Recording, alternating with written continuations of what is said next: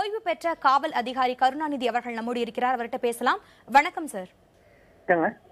Sir சொல்லுங்க, சென்னை உயர்நீதிமன்றத்திற்கு மத்திய படை பாதுகாப்பை அமல்படுத்துறது குறித்து ஆலோசிக்கணும் அப்படின்னு சொல்லிட்டு உயர்நீதிமன்றம் சொல்லியிருக்காங்க.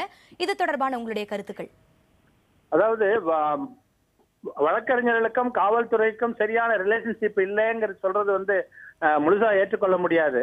ஒரு சில வழக்கறிஞர்கள் அங்கங்க நடக்கும்போது காவல்துறையினருடைய செயல்பாட்டை ரொம்ப ஓவர் ரியாக்ட் பண்ணி ஒரு பிரச்சனையை கிளப்பிடுறாங்க.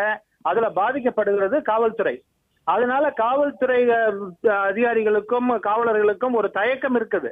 ஏன் ஒரு விரும்பத்தகாத ஒரு நிகழ்வை ஏற்படுத்தணுங்கிறதுக்காக ஒதுங்கி இருக்கிறது என்னமோ உண்மைதானே தவிர பயந்து கொண்டு செயல்பட முடியாத நிலைமையில காவல்துறை இல்ல.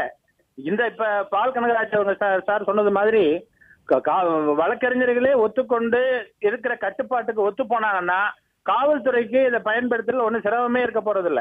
அவங்க பிரச்சனை அவர்களால வந்தாதானே தவிர இப்ப இன்னொரு காவல்துறை மத்திய படை காவல்துறை வந்தா கூட அவர்களிடம் இவர்கள் வம்பு பண்ணாம இருந்தாதான் அவர்கள் அது வெற்றிகரமா இருக்குமே தவிர அவர்களிடம் இதே மாதிரி நடந்து கொண்டார்களா? நான் சொல்வது ஒரு சில வழக்கறிஞர்கள் தான், எல்லா வழக்கறிஞர்களும் கிடையாது.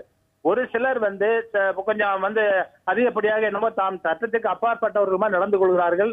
அவர்களாலதான் இப்ப அன்னைக்கு நடந்த பிரச்சனையும் இதற்கு முன்பு பல சமயங்கள் நடந்த பிரச்சனையும் அந்த ஒரு சிலர்னால்தான். நம்ம ஒட்டுமொத்தமாக வழக்கறிஞர்களை குற்றம் சொல்ல முடியாது. அவர்கள் ஒத்து போவார்களே ஆனால் தமிழக காவல்படையே போதும், மத்திய காவல்படையை ஒரு டெஸ்ட் பேசிஸ்ல வச்சு பாக்குறதா சொல்றாங்க. வேணா வச்சு பார்க்கட்டும். நிச்சயமாக அவர்களிடமும் இந்த வழக்கறிஞர்களிடம் மாற்றம் இருந்தால் வெற்றியாக இருக்கும்.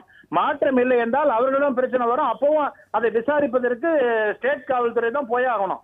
அவர்கள் ஒண்ணு கட்டுப்படுத்துவாங்களே தவிர ஏதாவது நிகழ்வு நடந்து விட்டால் அதை விசாரிக்கிற அதிகாரம் ஸ்டேட் போலீஸுக்கு தான் இருக்கு.